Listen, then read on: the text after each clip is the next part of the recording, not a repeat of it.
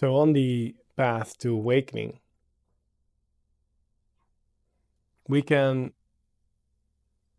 find ourselves after maybe a oneness experience, after spiritual awakening, go through a phase where we read a lot, where we watch a lot of YouTube videos. That's fine.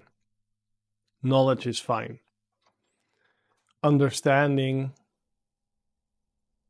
in some way is fine. It can help you orient. It can help maybe ease the mind a little bit in this territory. But through knowledge,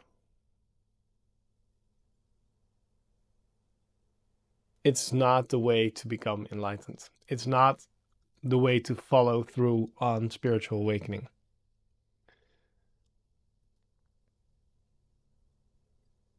If you want to be in the NBA with basketball, then you don't become a great basketball player by reading 10 books about basketball, or 100 books, or 1,000 books. No, you should just go to the court and practice. So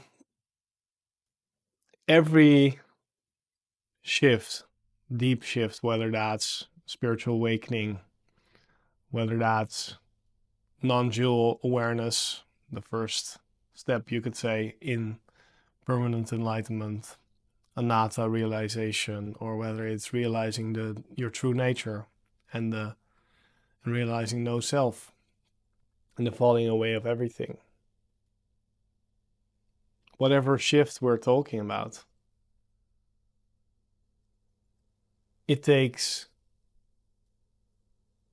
some practice in a way, but the shift itself happens by grace. So I like how Culadasa, who is also a meditation teacher, very good meditation teacher, he says enlightenment happens by luck, but you can make yourself more luck prone. Right? You can make yourself ready to receive that luck.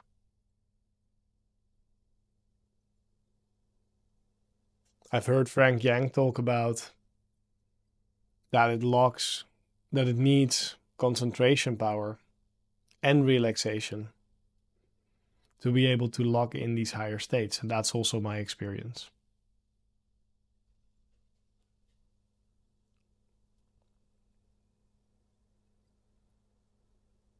So having a spiritual practice like inquiry, like dissecting all your beliefs, questioning yourself deeply,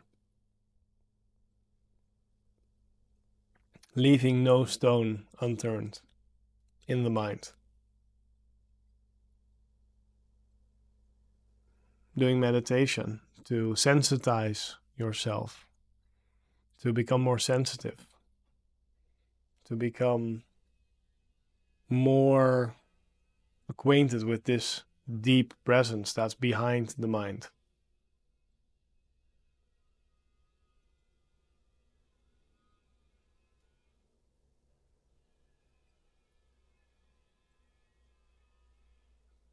Those are very important ingredients. One needs to dissect the belief system. And one needs some way to be able to focus themselves or concentrate on this flow, on this natural state, on this flawlessness, you could say. And if I would add a third, I would say one needs to learn how to surrender themselves. Learn how to move without the personal will, because the personal will go. In this process, you could say there is no personal will already, but there's at least a sort of sense of personal will or a sense of agency for most people. And in later realization, that goes also.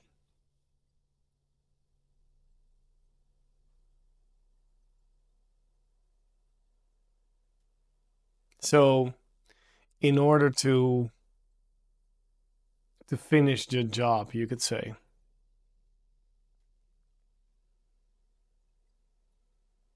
For in order to kill the suffering and the suffering one.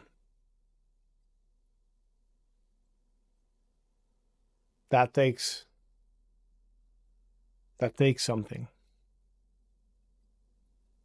That takes practice.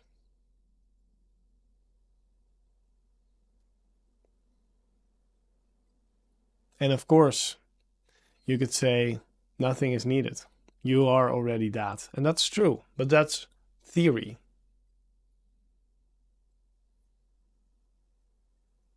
If you look at teachers that are saying you are already that, so you have nothing to do, then look at their backgrounds. They have done extensive amounts of meditation in the past, usually. They have built their concentration power to be able to hold this natural state. And then they've balanced that at some point with the viewpoint they're taking with you, which is relax, open, surrender. You're already that. Which is true, which is definitely true. But if you're not at ease, if you're not comfortable with feeling your emotion,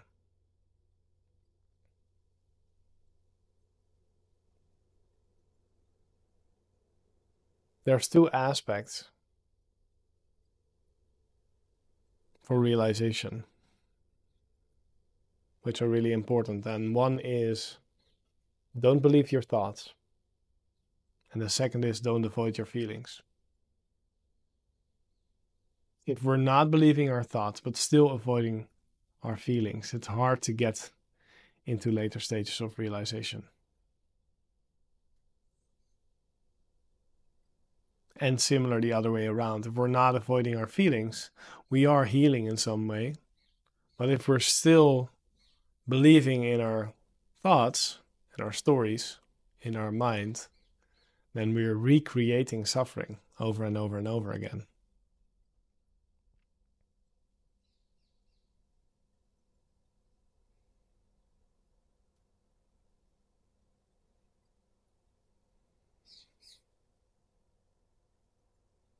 So, what I sensed before all this started for me is that if you want to be good at anything, it takes work, right? It takes discipline in a way. But then the only thing which you can really practice for a long time, which makes sense for you, are the things where your heart is in it, where you're naturally inclined to do that. For me, after spiritual awakening, I realized surrender was my vehicle. Openness was my vehicle. Acceptance was my vehicle. And then I also, of course, had to dissect the belief system, investigate the mind, meditate my ass off.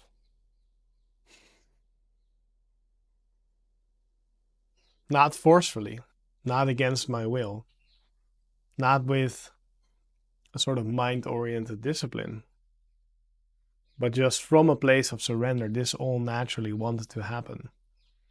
But I'm saying these are the ingredients. Not saying you should want to be an NBA player, a top CEO, or enlightened in this spiritual field. That's up to you or the universe or whatever is moving this, the whole thing.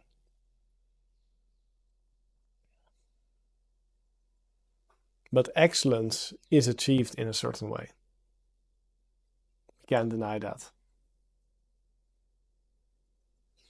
So when we're talking about spiritual practice, when we're talking about reaching these later stages, I'm going to ask you about your practice. How diligent are you? And for some, that's a certain meditation. For some, it's surrender. For some, it's inquiry. For some, it's the headless way, or, maybe it's contemplation or journaling about your beliefs. Maybe it's reading books, but then trying to apply things as well.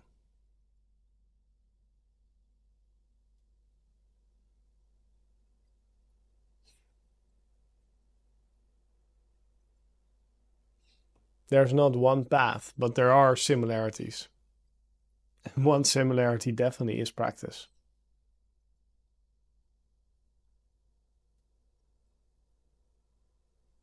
And then for some people, it happens in 2 years.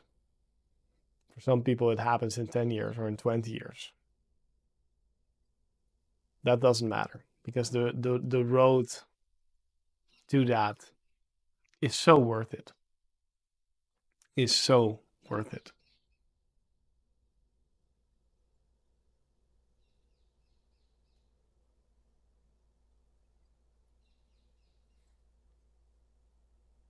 Much love to you and your practice. May you be blessed on your beautiful path. And if you have any question or want to connect, just book a call with me below and we'll chat, or ask a question in the comments, or contact me on Instagram at CaseBlockCoaching. Lovely to connect. Bye.